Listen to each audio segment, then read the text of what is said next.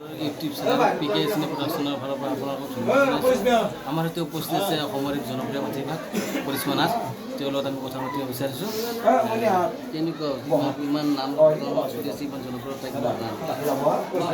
ৰাইজে বিচাৰিছে সেইবাবে আগত গৈছে। এতিয়া ৰাইজে নাম মাতিছে। কিমান নাম আছে বৰ্তমান সময়ত? এতিয়া আগুনত আপোনাৰ দুদিন খালি আছে, দুদিন মানে এদিন আছিলে আপোনাৰ, আৰু এদিন আপোনাৰ মানুহজন ঢুকোৱাৰ কাৰণে তেওঁলোকৰ নামখন পিছুৱাই দিছে। আৰু 3দিন নে 4দিন ডাবল নাম আছে, 32খনমান আছে মানে আগত এদিনত কেইখনমান নাম থাকে? যথেষ্ট বিতৰ্কিত হৈছে যে কৰিশ্মাই পইচাৰ কাৰণে নাম দিয়ে, তিনিখনৰ নাম ৰাখে। তিনিখনলৈ ৰখা নাই, যিহেতু আমাৰ এদিন হৈছিলে মানে যাব নোৱাৰিলোঁ, টাইমটো অসুবিধাৰ কাৰণে আমি যাব নোৱাৰিলোঁ।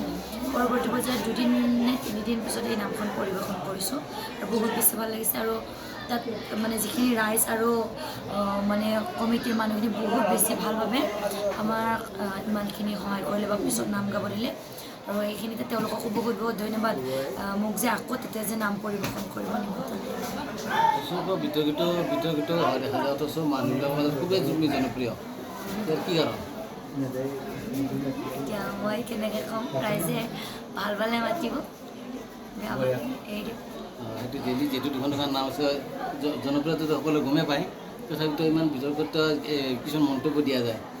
মাজতে সাংবাদিককো বিতৰ্কিত মন্তব্য দিয়া গৈছিল, কিহৰ কাৰণে? এতিয়া সেইটো নহয়, সাংবাদিকৰ এইটোতো বুজি পাইছে, যিহেতু মই এইটো নামৰ পৰিৱেশন কৰোঁতে দিয়া গৈছিলে, তেওঁলোকে অলপ এনালিষ্ট বজাই কি ক'বা ৰাইজক? তোমাক যিমান ভাল পায় ৰাইজে, বা নতুন কিবা পৰিকল্পনা আছে তোমাৰ? চাই লওক সময়ত কি হয়। আৰু এইখিনিতে বহুত বহুত ধন্যবাদ অসমবাসীক, ইমান ধুনীয়াকৈ, অকল অসমবাসী নহয় বাহিৰৰ পৰাও বহুত মানুহে মোক এতিয়া কমেণ্টবিলাক কৰে। সকলোকে ধন্যবাদ, ইমান ধুনীয়াকৈ সকলোৱে যে আগুৱাই লৈ গৈছে। আমি বৰ্তমান সময়ত অসমৰ এক জনপ্ৰিয় প্ৰতিভা কৰিশ্মা নাথক ধন্যবাদ জনাইছোঁ আৰু তেওঁৰ উজ্জ্বল ভৱিষ্যত কামনা কৰিছোঁ।